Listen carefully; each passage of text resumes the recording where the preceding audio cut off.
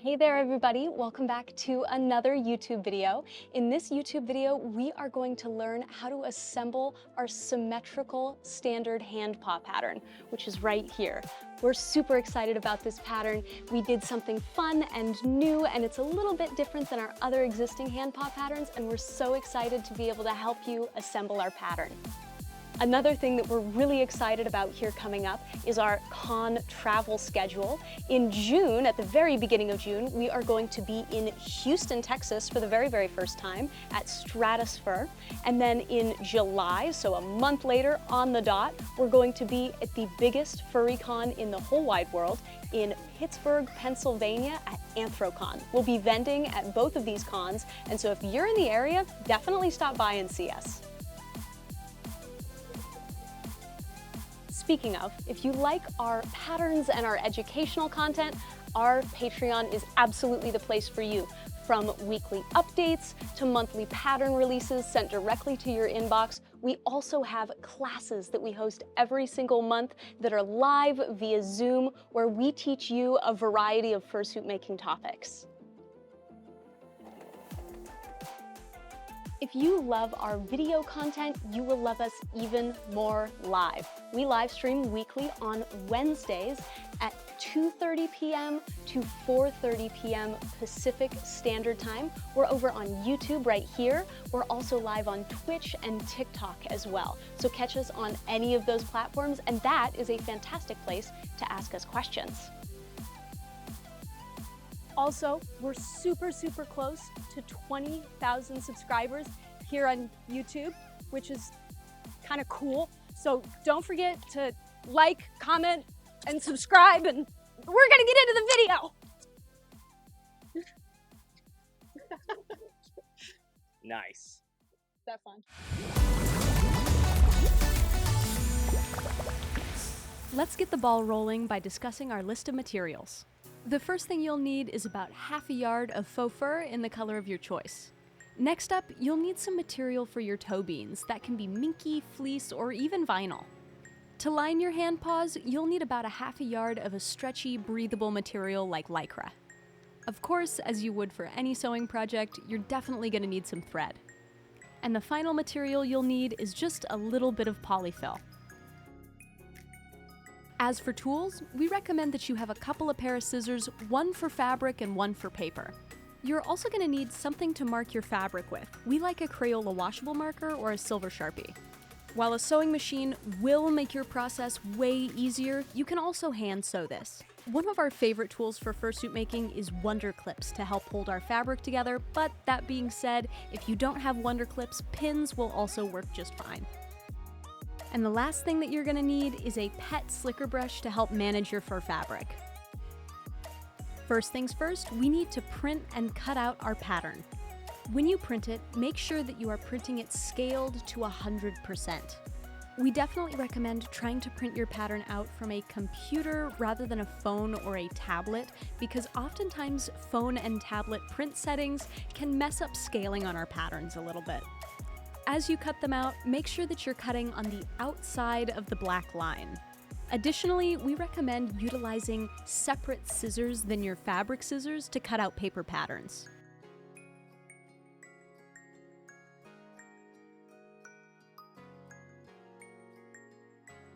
Once you get all your pieces cut out, circle back around to your fingers and your palm pattern. Using an X-Acto knife or being really careful with a pair of scissors, you'll want to cut out the center of the fingers and the palm pads. This will be handy for our applique stage later on. Next up, look for your pieces that say attach to on them. That'll be your liners part 1 and 2, as well as your back of hands part 1 and 2. These pieces need to be taped together.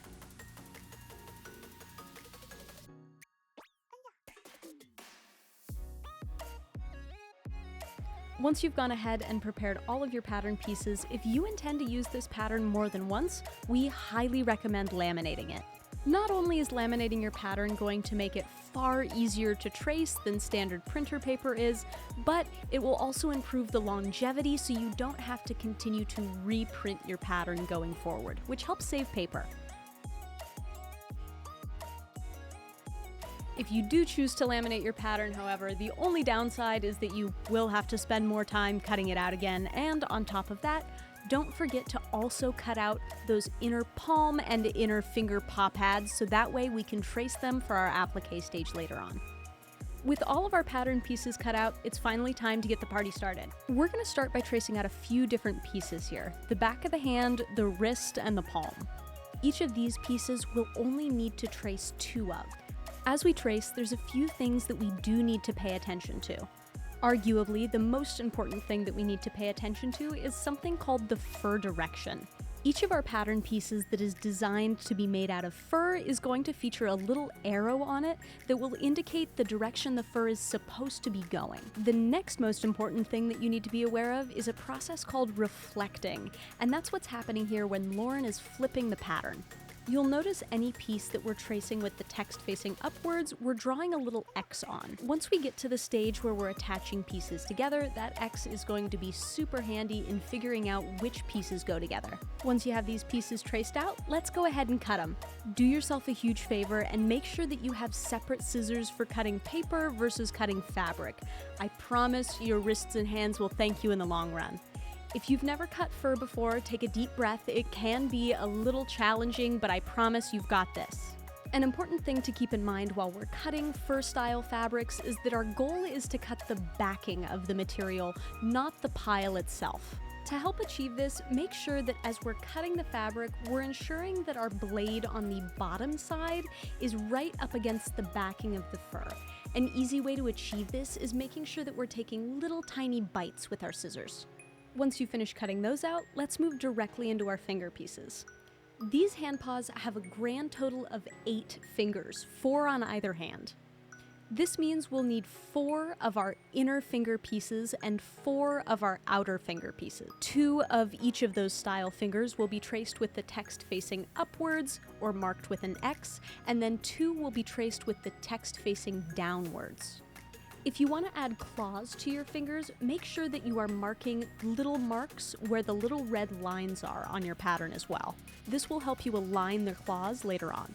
Now let's go ahead and trace out the front of our fingers. Just like the palm, you're going to make sure that you're tracing out the little paw pad marking inside for our applique later on. You'll be tracing out 8 fingers in total. Again, just like the back of the fingers, you're going to trace out 4 of the inner fingers and 4 of the outer fingers, making sure that you're reflecting them.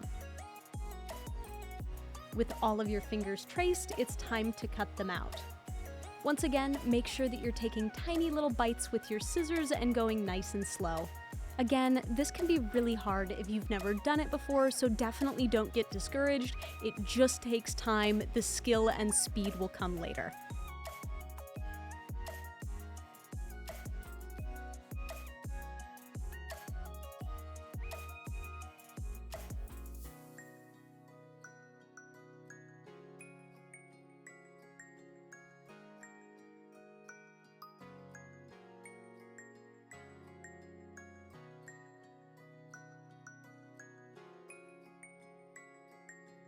With all of your fur pieces cut out, let's get into the real tricky part of this called applique. Applique is the process of top stitching one fabric onto another fabric. This is arguably the hardest part of making hand paws or feet paws, and my secret weapon is utilizing hand embroidery hoops. One of the biggest issues I ran into starting out was the fact that my material I chose for my paw pads would always wrinkle up on me while I was doing the applique. Hooping your material inside of a hand embroidery hoop like this keeps it nice and taut without stretching it to make sure that it doesn't wrinkle on you as you sew it.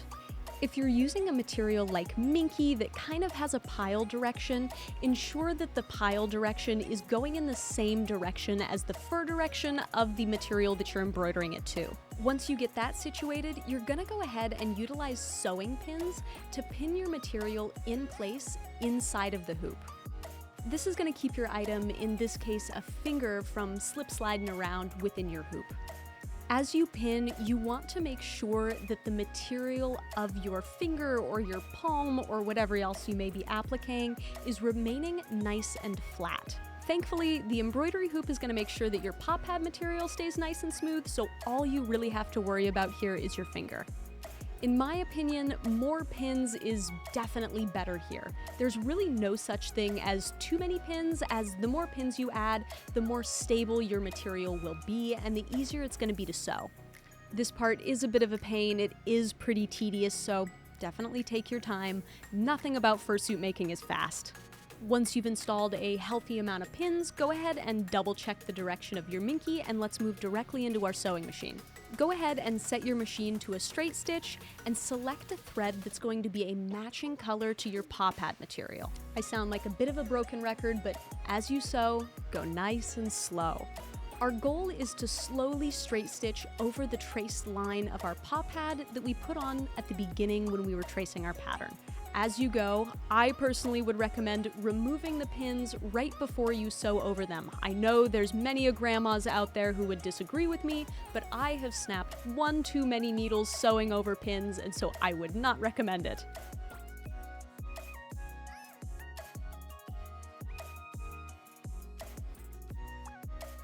Once you get all of your fingers appliqued like that, you're going to do the same thing to your palms. There really isn't much that's fundamentally different about appliquing the palms versus appliquing the fingers, other than you might need a bigger embroidery hoop. Other than that, the drill's pretty much the same. Pin your material down, ensuring that it lays nice and smooth, and then take that baby right over to the sewing machine and use a straight stitch to sew all the way around. Once all of your fingers have been appliqued as well as your palm, you're gonna go in and trim off the excess minky. While you can totally get away with utilizing normal scissors for this part, I would actually recommend getting a pair of applique scissors. Applique scissors are those little silver ones with that half-moon shaped bottom blade that you see us using in these clips. That bottom blade is just a little bit chunkier than the top blade, and what that does is help give you a little bit extra space between where you're cutting and the stitching. One of the most common and frustrating mistakes I made when I was starting out as a beginner fursuit maker was cutting just too close to my stitching that I made while appliquing.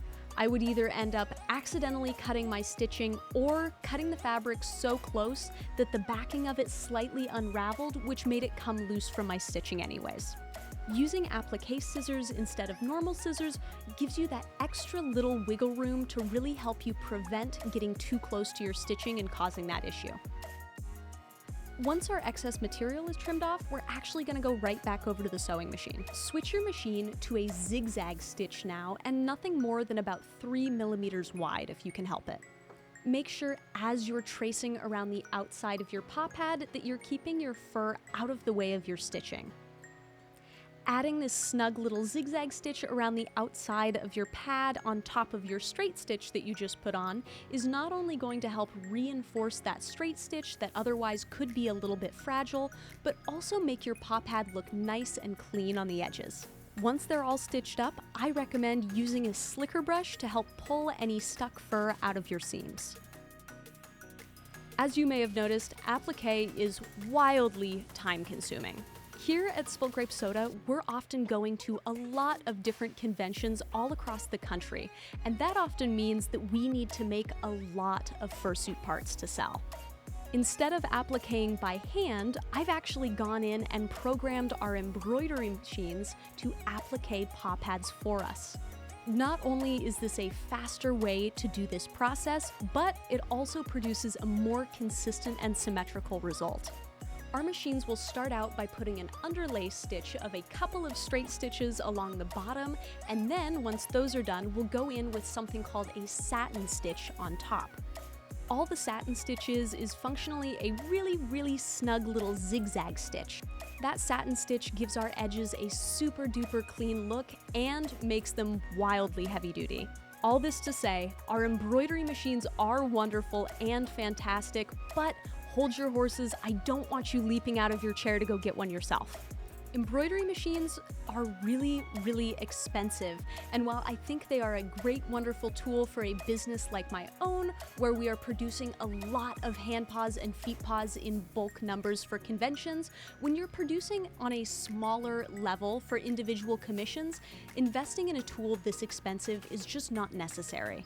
I find that in order to be successful, I need to utilize embroidery machines that have large hoop sizes. Unfortunately, machines that can fit larger hoop sizes often tend to be the more pricey ones. So definitely start out with hand applique, and then if your business gets bigger down the line, that's when I would recommend looking into investing in an embroidery machine. With all of our beans appliqued, let's move into assembling the front part of our paws. Grab your palm pieces as well as your wrist pieces and go ahead and use your wonder clips to clip those together. Fur is pretty slippery, so the more wonder clips you use, the more stable your fabric is going to be. As you're clipping the two pieces together, make sure that as you go, you're ensuring that the fur is tucked inside of the seam. Ensuring that your fur is tucked inside the seams is going to make for less visible seams on our finished product. Back over at our sewing machine, you are going to switch your machine into a zigzag stitch and start sewing over those connections. Unlike a straight stitch, a zigzag stitch is a type of stretch stitch. What that little bit of stretch in the seam allows is for the fur to escape from between the stitches. Allowing that little bit of fur to escape, though it seems like not very much, is going to help blend out our seams. The shorter the fur that you use and the denser the fur that you use, the more obvious your seams will become. So while your seams are going to be less noticeable on longer fur materials like fox or luxury shag, on shorter furs like teddy, which is what we're using here, or beaver, which is the material that we use for fingers and toes, seams tend to get much more obvious. It's just nice to get in the habit of when you're doing fur-to-fur stitching, regardless of the length of the fur, that you try to use a zigzag stitch. Now that our palms are secured to our wrists, let's move into attaching our fingers. This is where we have to start paying attention to our X and non-X pieces. Each hand paw gets 2 fingers, 2 inner fingers and 2 outer fingers. As you clip these on, you want to ensure that our X-marked fingers are on the same side as one another, and our non-X fingers are on the same side as one another. That'll mean once you have all the fingers attached, you should have 2 X fingers, 1 inner and 1 outer, and 2 non-X fingers, 1 inner and 1 outer, attached to the same hand. You may have noticed in these clips that we're actually staggering our fingers. We're attaching an X finger and a non-X finger at the same time. We've found that going ahead and staggering our stitching like this, rather than stitching 2 fingers that are directly next to each other simultaneously, makes sewing a little bit easier. If we get too many of our wonder clips crammed into the same general vicinity, sometimes that can make getting our pieces through the machine a little bit more clunky. Once you get your fingers all clipped and secured though, let's move back to the sewing machine where we're going to sew them all on with that same zigzag stitch that we used before.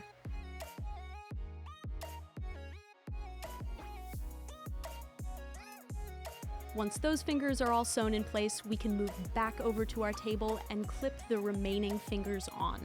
At this stage, you should be noticing that the X fingers are on the same side and the non-X fingers are on the same side. If at this stage your fingers are looking a little bit funky or they're at weird angles, it's likely because you've placed the wrong finger in the wrong place, so go ahead and circle back and re-examine the placement of your X's and your non-X's, and even go back to your pattern if you need to. Same deal as before, right back to the machine, zigzag those fingers on. If you've ever made hand paws before and ever tried to sew all of your fingers on simultaneously, I definitely recommend trying this staggered method. Let me know how it works for you. Alright, at this point you should have the front of your paws fully assembled, so we're gonna move into the back of our paws, starting with our claws. If you're not adding claws, definitely go ahead and skip past this, but if you are, hang out for a second. This pattern comes with a crazy amount of claw options, so definitely pick your favorite and go ahead and cut it out. Once you've selected your perfect claw, go ahead and grab the material that you'd like to use for your claws. This can really be anything. We like to utilize minky, but fleece or even like a cool sparkly vinyl will work great. An easier way to do this is doubling up your material before you sew it. That way, instead of cutting out a bunch of individual little claw pieces and trying to struggle to sew them together, you can just trace out a big sheet of claws like we're doing here, and then do top stitching just like we did for our applique and sew the two pieces together. Make sure as we trace, we're tracing out 8 claws in total, as our paw has 8 fingers. Once you've traced out all 8 claws, put some wonder clips around the edge of your fabric and bring it back over to your sewing machine. Before you get to stitching, make sure that you swap your thread color out so that the thread color matches the color of your claws. Once that's handled, you want to go ahead and use a straight stitch to slowly trace around the outside of your claw shape. Make sure to leave the flat side of the claw open because we still have to flip it right side out. Make sure as you sew around these to go nice and slow and follow those lines the best that you can. With pieces as small as claws like this, asymmetry is going to be much more noticeable, so definitely take your time. And I know what you're thinking, this is tiny, slow, monotonous, repetitive work. What a perfect job for an embroidery machine, and you'd be right. Being able to program our embroidery machine and utilize technology like this to improve our process has really been a game changer for us. We have 2 embroidery machines, the FAF Creative Icon 1 and the FAF Creative Icon 2. What's really cool about these machines is not only are they an embroidery machine, but they're also able to work as a sewing machine as well. We are huge FAF fans in the office. In fact, all of the sewing that you've seen in this video has been done on another FAF machine that we have called a FAF Expression 710. If you're ever in the market to upgrade your machines, while we're not sponsored, I would highly recommend FAF. Once your claws are all sewn up, it's time to cut them out. Similar to cutting out your applique, you want to be really careful with these. As you trim, make sure that you're giving room on the edges of those stitches. The absolute last thing that you'd want to do is trim way too close and end up accidentally cutting your seams or cutting the fabric and having it fray and ruining all of your hard work.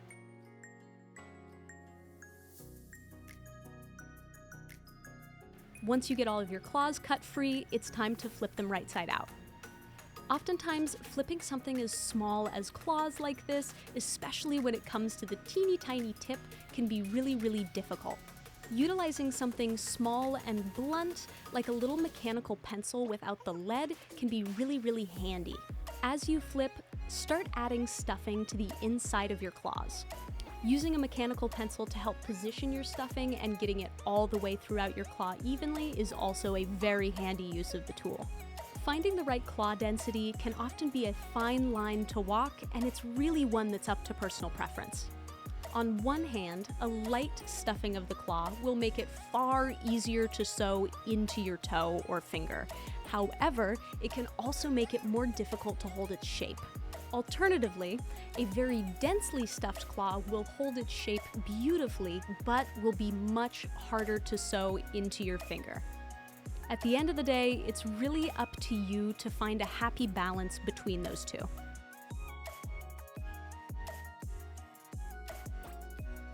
Once you've made peace with the density of your claws, it's time to sew them up. This can be done by machine or by hand, though doing it by hand is easier for beginners. Sewing your claws up like this makes the process of installing them into your fingers far easier. Once you've prepared all of your claws, now it's time to sew them into your fingers. If you're not doing hand paws with the claws, simply clip up these finger darts as you would normally and sew them up. If you are doing claws, however, hold on, the installation part of this process can be a little tricky. Do you remember those little line marks that we marked at the very beginning where the red lines were on our pattern pieces? Those are our claw alignment marks. Those marks are there to help you successfully align all of your claws symmetrically across your fingers. The last thing anybody wants is to finish their project and have a bunch of uneven claws. Depending on the type and size of claw you chose, how you align your claws with that mark will likely be different. You may choose to place all of your claws right on top of that mark, or you may choose to place your claws in the center of that mark. For our smaller style claws, we find placing them right on the top of that mark is a really good spot. Now it's time to sew our claws into our fingers. If you're newer to the sewing machine, I highly recommend doing this by hand with a blanket stitch. Oftentimes, the material that we use for our claws is really slippery, and so it can be really hard to keep them in place on a sewing machine. Though, if you are feeling confident, if you know your way around a sewing machine, I definitely encourage you to take a jab at this. You're going to use a zigzag stitch on the sewing machine to sew the darts up with the claws inside of them, or if you're doing it by hand, just use a blanket stitch. Once you've successfully made your way through the grueling process of installing the claws, or if you chose not to do claws and you got to avoid all of that nasty stuff, now we get to attach the back of our fingers to the back of our hand. This is the same drill as attaching the front of our fingers to our palms. Make sure all of the X's end up on the same side, make sure all of the non-X's end up on the same side, and then of course, make sure the inner fingers are on the inside and the outer fingers are on, you guessed it, the outside. Use that same little handy step of alternating the fingers to sew them on rather than sewing them on all at once together. It's just easier. And then of course, we sew these babies on fur to fur with a zigzag stitch. Sew, clip, sew. This part isn't super hard. I feel confident in you. You've got this.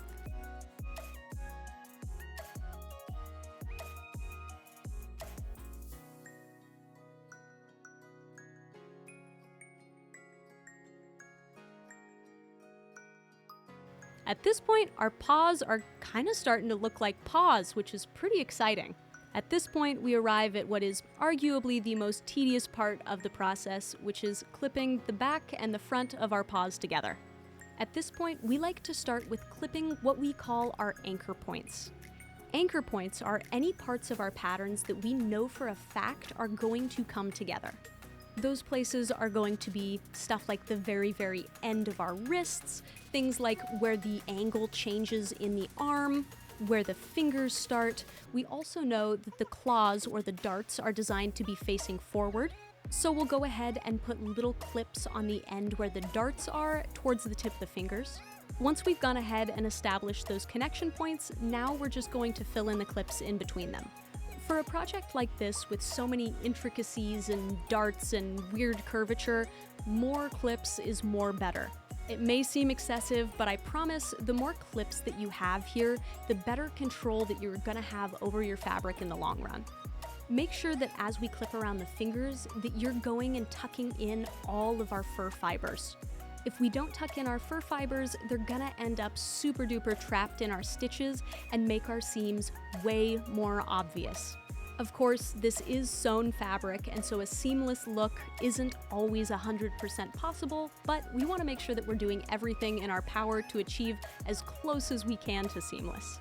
This clip is sped up 800%, so this will take a lot of time, but just be patient. Once we're all clipped up, let's head back over to our sewing machine. We find that going in between the fingers like this and doing tiny little zigzag stitches that are super duper short really help us when it comes to holding our fabric in place. We always feel like hand paws in particular really give us a run for our money when it comes to wanting to slip away from us. Make sure as you're stitching around the edges with a zigzag stitch that your needle is grabbing both sides of your fabric. Experiment with sewing with the paw pads up versus the paw pads down and figure out what feels most comfortable for you. A lot of my team finds that sewing all the way around with the paw pads facing upwards is most comfortable for them.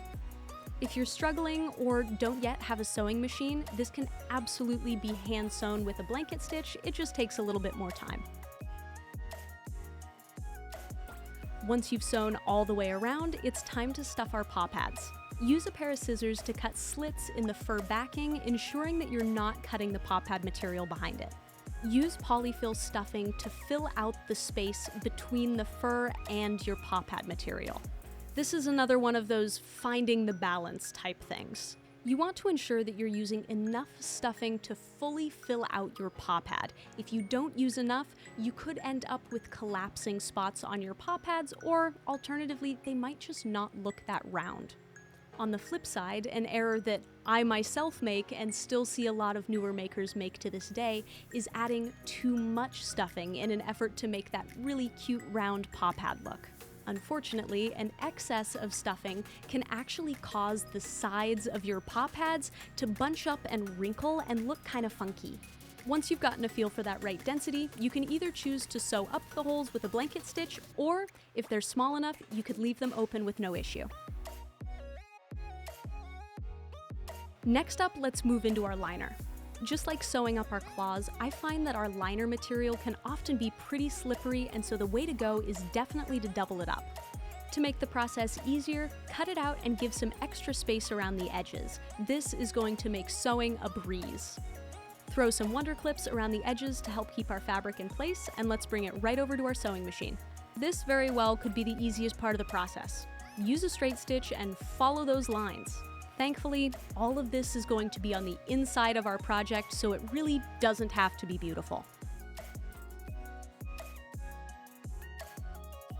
Once you've gotten both of your liners sewn up, now we get to cut them out. Make sure that you're giving them a little bit of extra room on those edges and just trim off the excess material. Make sure as we're cutting between the fingers, we're being real careful not to trim our stitches. Now our liners are ready to go. Thankfully, attaching them is easy peasy. All we really need out of our liners is to stay in place inside of our hand paws.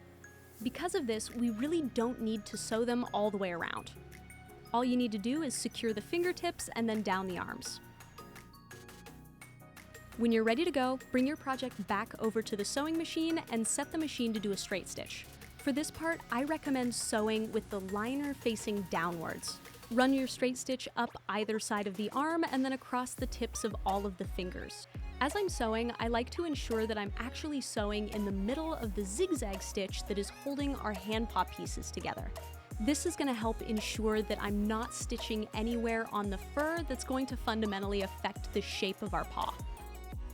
Once you've made sure that your liner is all attached, it's time to flip this baby right side out.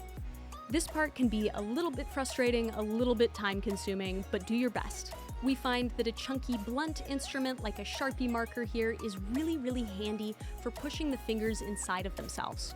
This is going to help prevent you from jamming your fingers and give yourself a little bit of extra leverage when you really need to push.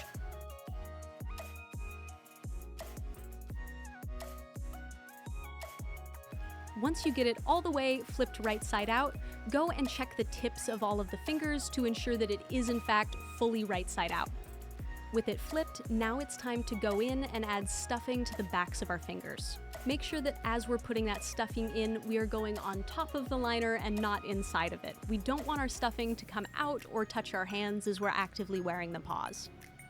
Make sure that as we're stuffing the back of each finger, that we're keeping density in mind. We want to add just enough stuffing that it maintains the shape of the back of our fingers without overloading the stuffing and messing with the dexterity of our hand paws.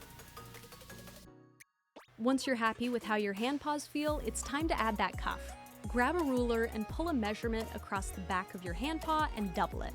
That will be the length of your cuff. Your cuff material can really be anything from bias tape to minky to fleece, whatever you have on hand. We like utilizing minky. We aren't going to go too terribly into detail on how exactly we do cuffs because there is so much information out there for free on YouTube if you'd like to learn. That being said, if you do want to know exactly how we do our cuffs, we have a tutorial for that. If you hop on over to our shop on our website or on Etsy, you can purchase our deluxe cuff tutorial for only $5.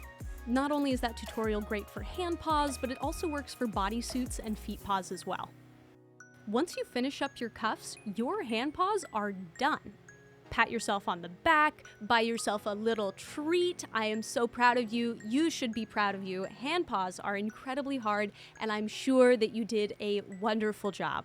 We would love to see a picture of your finished paws, so definitely leave a review or join our Discord to show us.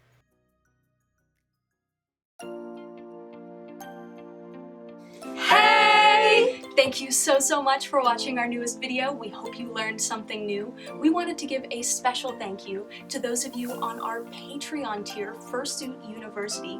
Those names are going to be Hyra, Mel, Star, Samantha H, Autumn, Shape Twitty, Sir Breakdown, Willow, Mary, Rapid Sparks, Bark Roast, Freckled Cat, Mackenzie, Skiggles, and Lily to the Deer Bunny. Thank you so much. It's because of you guys and other folks on our Patreon that we get to do what we love every single day of the week, and we super, super appreciate you.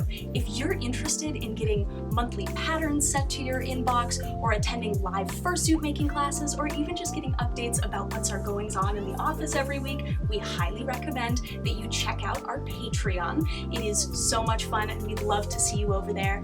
Speaking of fun, if you'd like to come hang out with us and our community and have a great time, we have a Discord channel. That's going to be discord.gg/spilt grape soda. It's a blast. We're in there all the time. Definitely come hang out with us. And also, if you loved this video, we highly, highly recommend that you not only hit that subscribe button, but also click the little notification bell. We don't post really often. I promise it won't be obnoxious with notifications. We post like once a month, and you can get notified whenever we post a new video. On that note, it's been real. Thank you so much for watching this video. We'll see you in the next one. Bye!